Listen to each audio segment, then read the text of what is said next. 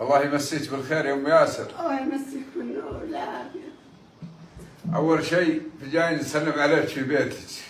سلمت ان شاء الله من كل شيء. وانت في مقام اخت لي. انا جاي ذا اليوم معي في عني ياسر وجه الله. بيض الله وجهك. وجهك.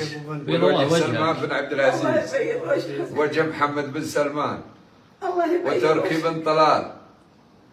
وعلى نية ولدي بندر وامي وابوي. الله يبيض وجهك ويكتب اجرك. وما نقول الا حسبنا الله ونعم الوكيل. الحمد لله. اي والله حسبنا الله ونعم الوكيل. خيلوا فيك القبائل، خيلوا فيك شال سريع. سود الله وجه من خيل فيك. فلا يوم شفتم خيلوا فيك وخيلوا فيك الشيوخ. والله ما تنضمين وابو بندر حي. ونعم يا ابو بندر. الله يبيض وجهك يا ابو بندر. الله يبيض وجهك. وسود الله وجيههم. الله يبيض وجهك. اللي ما يمحى العار من ظهره سود الله وجهه. اما بالنسبه للاثنين الثانيين ها؟ فبيني وبينهم حكم الشرع، وبيني وبينهم سلمان بن عبد العزيز ان كانت سلمان باقي يطبق الشرع في السعوديه. ها؟ وباقي يعطونا الحق مثل ما احنا نعرف انهم يعطونا الحق، فحقي جاي من عندهم.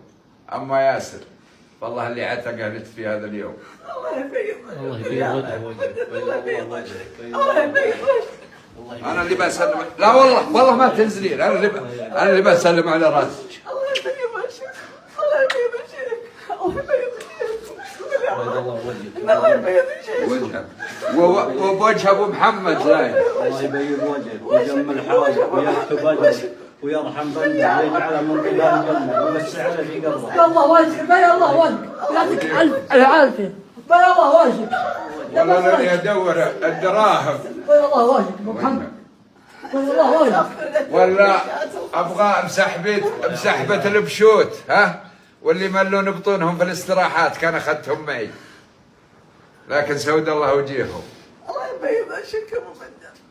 قل يا الله. الله يبيض وجهك. وجهك. الله وجهك ابو محمد. وجهك. الله يعتك منا. ويعتقنا ويعتق بندر ووالدينا ووالديك. ما قل يا ان الله ينصرنا نسعد المكتب. اللهم ان على كل شيء قدير. وضامك الله ينصرنا. والله ما في رجال له تاثير علي في ذا الحياه. والله ما شاربها علي رجال. صحيت من النوم وقومت هذا الرجال من النوم. قلت له قم ما يدري ويني بروح. واتصلت على زوج بنتي. قلت تعرف البيت؟ قال لا. قلت اشوف ان رجال يعرف البيت. وضحكت عليه قلت في امير بيجي من الرياض معه عطيه لام ياسر يبغاكم توصلونها لها. الله يكمل خيرك يا ابو بندر. الله يسمع لحالك. واسال الله يظهر الحق بس. الله يظهر. ان كان في حق اللي الله يظهره. يا ابو بندر. اما ياسر ها؟ ولدك مذنب. الحمد لله. ومعترف شرعا ها؟